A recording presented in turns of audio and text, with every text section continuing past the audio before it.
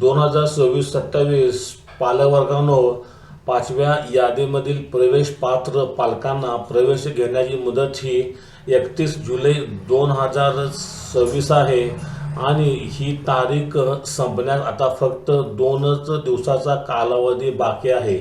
आज आपण या व्हिडिओमध्ये बघणार आहोत की 31 जुलै होण्या अगोदरच एक अगदी महत्त्वपूर्ण अपडेट समोर आलेली आहे आणि ती कोणती अपडेट आहे आज आपण या व्हिडिओमध्ये बघायचे आहे। तर चला पालकवर्गांनो, व्हिडिओला सुरुवात करूया। सर्वप्रथम आपण RTEचा डॅशबोर्ड बघायचा आहे।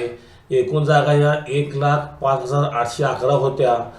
पहिल्या यादीमध्ये 79,377, दुसऱ्या यादीमध्ये 12,878, थर्ड यादीमध्ये 3,284, चौथ्या यादीमध्ये 1,032 आणि पाचव्या यादीमध्ये 412 पालकांनी आजपर्यंत ॲडमिशन केले आहे।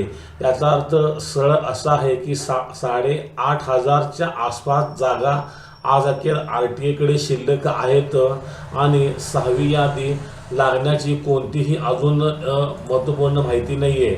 इथे आपण बघायचं आहे की सिलेक्शन लिस्ट क्रमांक 1 ते सिलेक्शन लिस्ट क्रमांक 5 दिलेले आहेत। RTE 25% status report for academic year 2026-27 यावरून स्पष्ट दिसून जाते पालकवर्गांनो की 6वी यादी ही लागण्याची फार कमी शक्यता आहे किंवा 6वी यादी ही लागणार नाही असं दिसत आहे।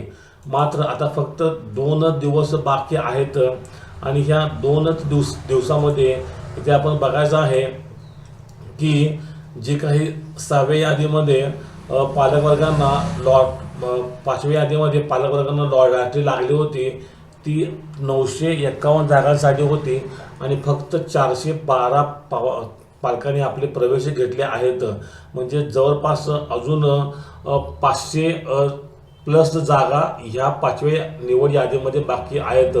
मुदतवाढ होणार का 6वी यादी लागणार, स्पॉट राऊंड होणार का, स्पेशल फेरी होणार का, परत अर्ज भरावे लागणार का, असे सर्व प्रश्न पालकांच्या मनामध्ये आहेत।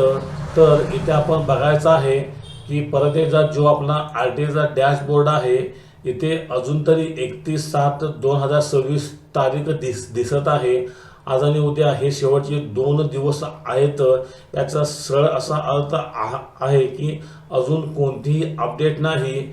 31 जुलै 2026 नंतर नवीन अपडेट येणार आणि नवीन अपडेट आल्यानंतर लगेचच आपणास ही माहिती आमच्या चॅनलवरती कळवण्यात येणार। तुर्तास तरी एवढीच माहिती आहे आणि सर्व पालकवर्गांनी आपल्या चॅनलशी कनेक्ट राहायचं आहे आणि या शेवटच्या क्षणामध्ये जे गरजू आणि गरीब पालक आहे यांना सीट मिळणार की नाही हे चेक करत राहायचं आहे। तुर्तास तरी एवढेच पालकवर्गांनो, व्हिडिओ आवडला असेल तर चॅनलला लाईक, शेअर आणि सबस्क्राईब करा। तोपर्यंत धन्यवाद, थँक्यू, वंदे मातरम।